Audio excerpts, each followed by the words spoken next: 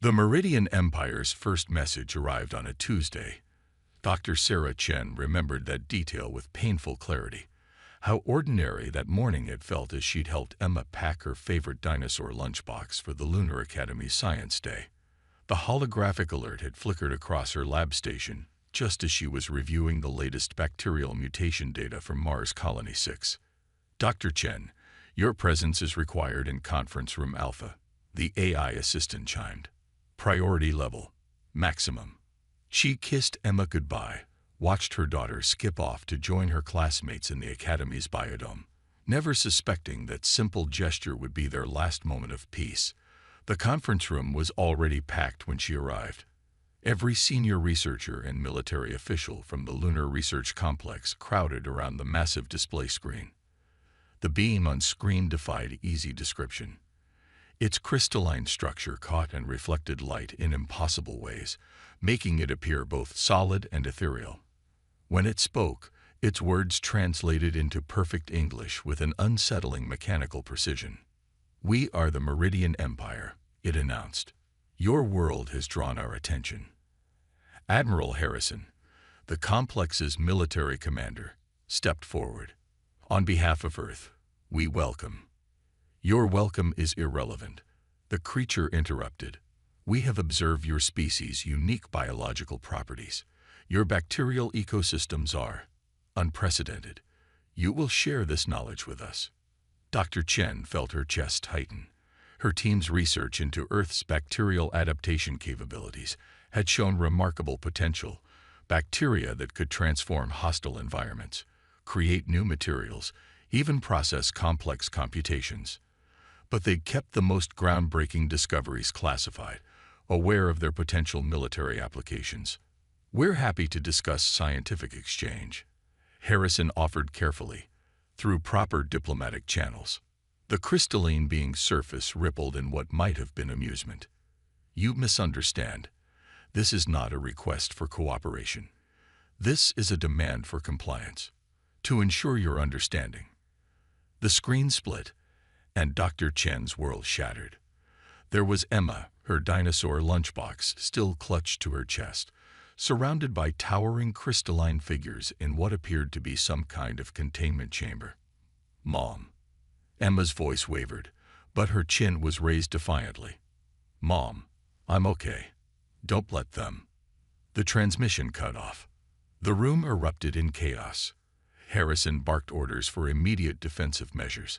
Other parents with children in the academy rushed to confirm their safety. But Dr. Chen stood perfectly still, her mind racing through calculations and possibilities with cold, terrible clarity. The Meridians had somehow bypassed every security system on humanity's most fortified off-world facility. They'd taken her daughter, her brilliant, brave Emma, without triggering a single alarm. And they'd done it to get to her research. "Dr. Chen." Harrison approached her, his face grave. "We'll get her back. I promise you." "No," she cut him off, her voice steady despite the rage building in her chest. "They don't understand what they've done. They think they're dealing with simple organisms, Admiral. They think bacteria are just tools." A bitter smile crossed her face. "They haven't grasped that Earth's biological systems are the result of billions of years of warfare on a microscopic scale. Every bacterium in my lab is a veteran of countless evolutionary battles." She turned to face the blank screen where her daughter had been moments before. "They want to learn about Earth's bacteria. Fine. I'll teach them. I'll show them exactly what happens when you force evolution into overdrive, when you push life to its limits." Her hands clenched into fists. "They took my daughter to study life. I'll show them what life does when it fights back." Over the next 72 hours, Earth's governments attempted diplomatic contact. The Meridians responded with precise, clinical demands. Full access to Earth's bacterial research in exchange for Emma's return. They transmitted brief proofs of life, showing Emma being kept in what appeared to be comfortable but secure containment. But Dr. Chen wasn't interested in diplomacy anymore. In her lab, she worked without rest, modifying strains of bacteria that could survive in almost any environment. bacteria that could communicate with each other across vast distances, sharing information and adapting in real time. Bacteria that could infiltrate and alter mechanical systems. The Meridians, in their arrogance, had revealed crucial information in their broadcasts. Their crystalline bodies weren't merely for show. They were living computers, organic mechanical hybrids that processed information through crystalline matrices. And every living thing, no matter how advanced, could be infected. They think they're superior, she explained to Harrison as she prepared the first batch of modified bacteria for transport. They think their technology makes them invulnerable. But they've forgotten something fundamental about evolution. What's that? Harrison asked, watching her work. The most dangerous predator isn't the biggest or strongest, she replied, sealing the container. It's the one you don't see coming. The one that's already inside your defenses before you know you're under attack. She looked up at him, her eyes hard. They wanted to study Earth's life. They're about to become part of the experiment. As the first diplomatic mission prepared to depart for the Meridian's nearest outpost, Dr. Chen slipped a single drop of clear liquid into their water purification system. Inside that drop, billions of her modified bacteria began their work, dividing, adapting, and communicating. The Meridians would never see them coming. They had taken her daughter to understand Earth's power over life itself. Now they would experience that power firsthand. And Dr. Sarah Chen, who had spent her career nurturing and studying life's endless adaptability, would teach them the price of threatening a child of Earth. The war had begun, not with warships or weapons, but with a mother's fury and the smallest soldiers in existence. The Meridian Empire was about to learn why Earth's life had survived every mass extinction event in its history. They were about to learn about survival of the fittest, on a scale they never imagined. What the Meridian Empire failed to understand about Dr. Sarah Chen wasn't just her brilliance with bacterial engineering, it was her patience. While diplomatic envoys shuttled between Earth and Meridian outposts, while military leaders drew up contingency plans, she watched her bacteria work through quantum-linked microscopes. The first signs appeared 3 weeks after initial contact. A minor Meridian outpost reported unusual system fluctuations. Their crystalline computing matrices were experiencing microscopic irregularities. Nothing critical, just slight imperfections in their usually flawless structures. The Meridians, masters of their crystal technology for millennia, dismissed it as environmental adaptation to human presence. They couldn't have been more wrong. "Show me Emma," Dr. Chen demanded during the daily Proof of Life transmission. The Meridian commander's crystalline form shimmered with what she now recognized as irritation. "Your offspring remains unharmed," it stated. "However, your continued reluctance to share your complete research data may force us to reconsider her educational privileges." But Chen noticed something new. Tiny fractal patterns spreading across the commander's surface, barely visible to the naked eye. Her bacteria were already there, already working. She forced down a smile. In her sealed laboratory, deep beneath the lunar surface, Project Phoenix took shape. Admiral Harrison had given her complete autonomy, understanding that conventional warfare wouldn't work against an enemy that could teleport through their strongest defenses. The project's true nature remained known only to a select few. "They're not just bacteria anymore," she explained to Harrison one night, showing him the latest data. "They're evolving into something new. Each generation communicates with the others, sharing information about the crystalline structures they encounter. They're learning, adapting, becoming more efficient at infiltrating Meridian tech." Harrison studied the complex charts with a frown. "How long until they reach critical mass?" "That's the beauty of it," Chen replied, her eyes gleaming. "We're already past that point. Every Meridian who's contacted Earth's diplomatic teams has been exposed. Every outpost they've returned to has been seeded. The bacteria are spreading through their entire empire, establishing networks, waiting." But it wasn't just about the bacteria. Through quantum entanglement measurements, a field she'd studied but never mastered, Chen had detected something extraordinary. The bacteria weren't just infiltrating meridian systems, they were creating microscopic communication channels. And through those channels, she began receiving fragments of data. Among them, buried in the quantum noise, were messages from Emma. Mom, the first one read, transmitted through bacterial quantum states.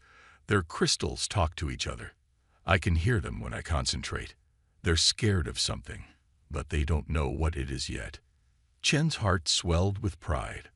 Her daughter, even in captivity, was doing what she did best, observing, learning, adapting. Emma had inherited her mother's gift for understanding life in all its forms. The Meridians, meanwhile, began experiencing more significant problems.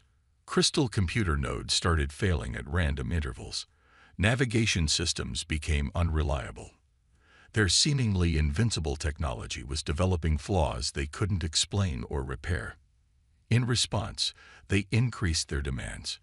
Your research data, the crystalline commander insisted during another transmission, its surface now visibly mirrored by spreading fractal patterns. All of it. Immediately, or your offspring's comfort will no longer be guaranteed. Chen leaned forward, studying the commander's degrading form with clinical interest. Tell me something, she said quietly. When you took my daughter, did you consider what it meant? Did you understand what you were really stealing? We do not steal, the commander retorted. We acquire assets necessary for the Empire's advancement. No, Chen corrected, allowing herself a small, cold smile. You stole a child, my child, and in doing so, you taught humanity something crucial about your empire. And what? The commander's voice crackled with growing distortion. Would that be? That you're vulnerable, she replied. That for all your advanced technology, your crystalline perfection, you've forgotten what it means to adapt, to evolve, to fight for survival. Through the quantum link, another message from Emma arrived. Mom, their crystals are singing wrong notes now. The harmony is breaking. The Meridian commander's form flickered, its perfect geometry showing increasing signs of disruption. Your primitive attempts at resistance are futile. We have dominated this galaxy for 10,000 years. Then you're 10,000 years out of practice at fighting for your existence, Chen responded. On Earth, every microorganism fights that battle every single day. They adapt or they die. And I've spent my career studying the winners. As if to emphasize her point, a visible crack appeared in the commander's surface. The transmission cut out abruptly, but not before Chen saw the first signs of fear in the crystalline being's deteriorating form. In her lab, she pulled up the latest bacterial evolution data. The strains had surpassed her wildest expectations, developing capabilities she hadn't even theorized were possible. They weren't just infiltrating Meridian technology anymore. They were restructuring it at a molecular level. Admiral, she called Harrison, I think it's time for Phase 2. Are you sure? He asked. Once we escalate, there's no going back. Chen thought of Emma, alone among these beings who thought they could simply take whatever they wanted, who thought superior technology made them superior beings, who had never faced an enemy they couldn't see coming. They wanted to study Earth's life, she said firmly. Let's show them what it can really do. Across Meridian space, countless microscopic soldiers prepared for her signal. The real war was about to begin, and the enemy still didn't know they'd already lost. The Meridian Empire's Grand Council chamber, a vast crystalline cathedral floating in deep space, had never known imperfection.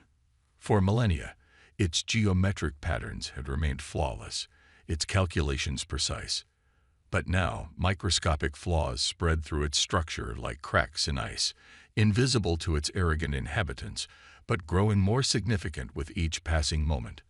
Dr. Sarah Chen watched through her quantum-linked bacterial networks as the Empire began to crumble from within.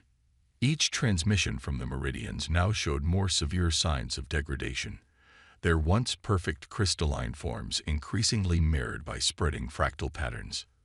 Your attempts at sabotage are futile, the High Commander's distorted voice declared during the latest communication. We have isolated the contamination. Our systems are being purged. Chen allowed herself a brief cold smile. Are you certain about that? The truth was far different from what the Meridians believed. Every attempt to purge their systems only spread her bacteria further. Each defensive measure they took played directly into her strategy. The bacteria weren't just surviving their countermeasures. They were learning from them, adapting, becoming stronger. Through the quantum link, Emma's messages became more frequent. Mom, they're starting to panic. The crystals aren't singing in harmony anymore. Some of them are screaming. Chen had taught her daughter from an early age about the delicate balance of ecosystems, how the smallest changes could cascade into massive effects. Now Emma was witnessing this principle on a galactic scale. The Meridians' desperation became evident as their empire's perfect synchronization began to fail. Ships appeared at wrong coordinates. Communication relays transmitted gibberish. Crystal computer nodes, the backbone of their civilization, produced increasingly erratic results. In her lunar lab, Chen monitored the chaos with clinical precision. "Show me the latest adaptation rates," she instructed her AI assistant. The holographic display revealed something extraordinary. Her bacteria weren't just surviving in the Meridian systems. They were evolving into entirely new forms, creating complex networks that mimicked the crystal's own computational patterns. They were becoming a shadow empire within the empire. Admiral Harrison visited her lab, his face grave. "The Joint Chiefs are concerned about containment. They want assurance this won't spread beyond Meridian space." Chen gestured to a secured container holding a shimmering liquid. "The bacteria are programmed with specific genetic locks. They can only survive in Meridian crystal matrices. In any other environment, they'd break down into harmless proteins." She paused, studying the swirling patterns. "I'm a mother, Admiral, not a monster. I designed this weapon to free my daughter, not to destroy indiscriminately." But the Meridians were beginning to understand the true nature of their predicament. Their mighty empire, built on the perception of technological superiority, was being undone by organisms they couldn't even see. Through Emma's quantum messages, Chen learned that the Meridian leadership was fracturing. Some advocated for immediate surrender and return of all human hostages. Others pushed for more aggressive measures, threatening to destroy entire sectors of their own empire to stop the contamination. "They're arguing all the time now," Emma reported. "The harmonies are completely broken. Some of the younger ones are starting to ask questions about why they took me." Chen shared this intelligence with Harrison. "The Empire's unity is breaking down. Their hierarchical structure relied on perfect communication through their crystal networks. Now that those networks are compromised, they're experiencing chaos for the first time." Harrison finished. "How much longer?" "Days, maybe hours," Chen replied. "The bacterial evolution rate has exceeded all projections. They're not just disrupting Meridian systems anymore. They're replacing them." The next transmission from the Meridians came not from the High Commander, but from a group of younger crystal beings. Their forms showed heavy deterioration, but their voices carried a different tone, not of demand, but of desperation. "Dr. Chen," their spokesperson began, surface crackling with distortion, "we wish to negotiate. Not for the Empire, but for our future. We are beginning to understand the error of our actions." Chen leaned forward. "I'm listening. The taking of your offspring, it has revealed fundamental flaws in our philosophy. We believed our technological superiority gave us the right to take what we desired. We never considered." The beam's form flickered. "We never considered that true strength might lie in the ability to adapt, to change, to evolve." Through the quantum link, Emma's message arrived. "Mom, something's different. The crystals, some of them are trying to sing a new song." Chen checked her bacterial monitoring systems. The latest data showed something unprecedented. Some of the younger Meridians were not fighting the bacterial infiltration, but attempting to synchronize with it, trying to learn from it rather than destroy it. "Your offer?" Chen prompted. "Return of all human hostages. immediate withdrawal from Earth space. And the being hesitated. We request your assistance in understanding how to adapt, how to change, how to become something more than what we are. Chen felt a moment of surprise. This was more than victory. It was the possibility of transformation. But first, bring me my daughter, she said firmly. Then we can discuss evolution. Across meridian space, crystal empires continued to fracture and reform, as an invisible army of Earth's smallest warriors taught an ancient civilization its greatest lesson. True power lies not in perfection, but in the ability to change. The war was ending, not with destruction, but with the promise of transformation. And somewhere in the quantum noise, a child's message whispered, "Mom, I think they're finally learning to listen." The final transmission from the Meridian High Command was a masterpiece of desperation. Their once pristine crystalline forms now resembled cracked glass, fractal patterns spreading across their surfaces like frozen lightning.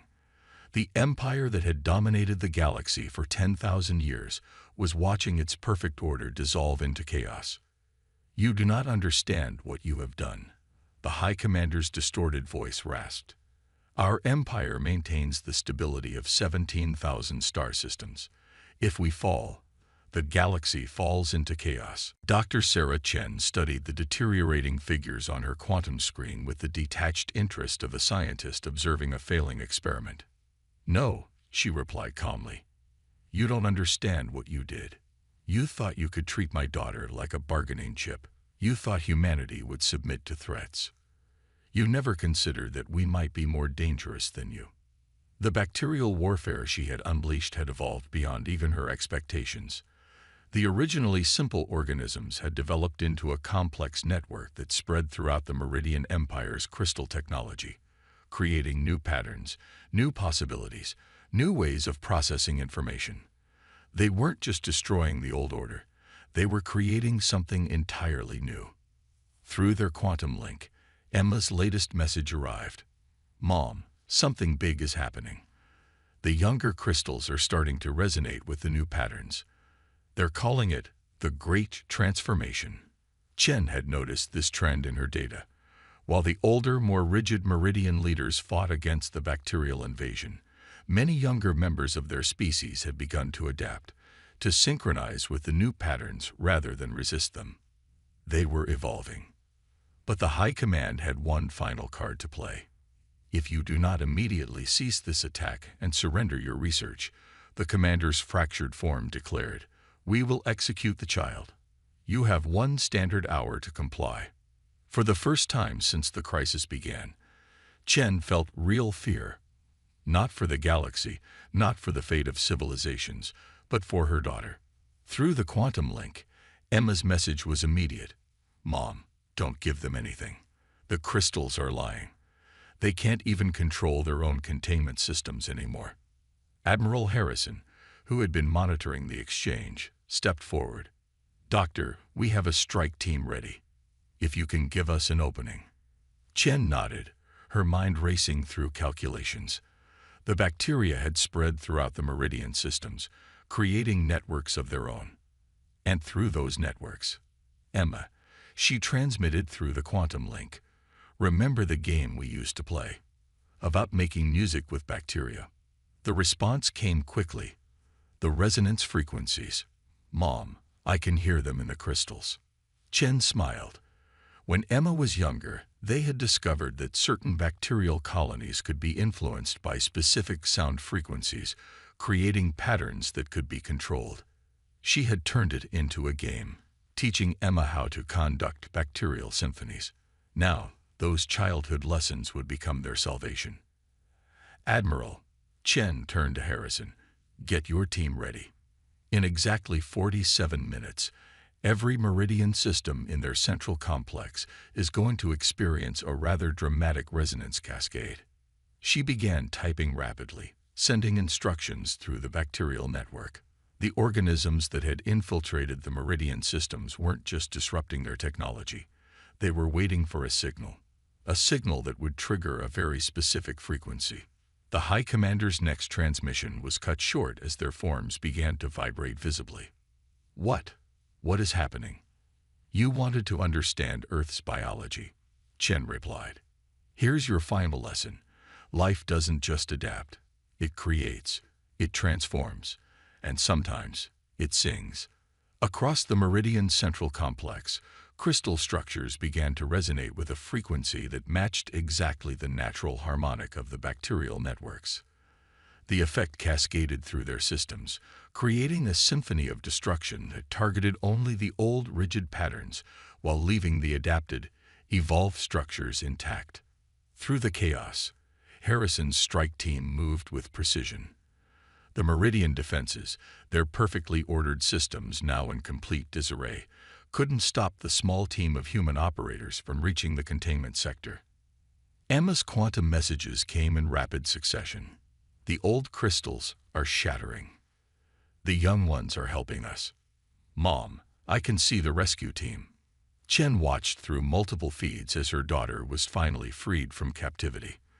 The strike team, moving through corridors of crystalline chaos, made their way back to their extraction point. Throughout the complex, younger Meridians who had embraced the transformation helped clear their path, their evolved forms glowing with new patterns of possibility.